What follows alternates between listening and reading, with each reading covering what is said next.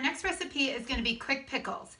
And I have to give credit where credit is due. I actually got this recipe from the Pioneer woman.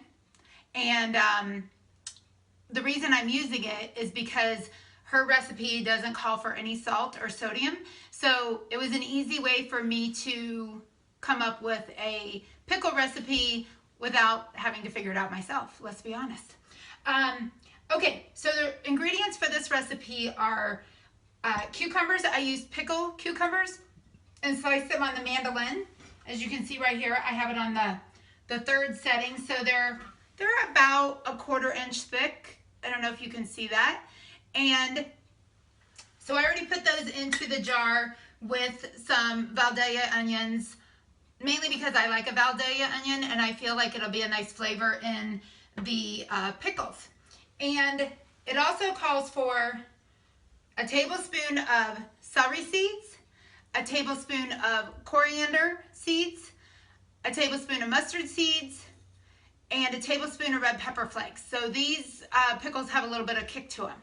Now, the recipe also calls for jalapeno to be sliced up in the jar with the pickles and the onions if you want to.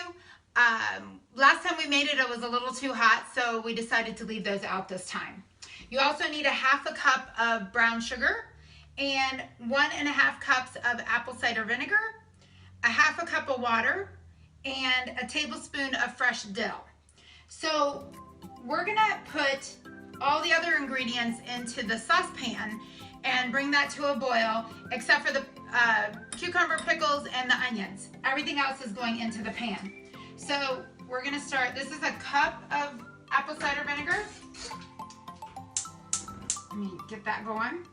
Then I'm gonna do another 1/2 cup.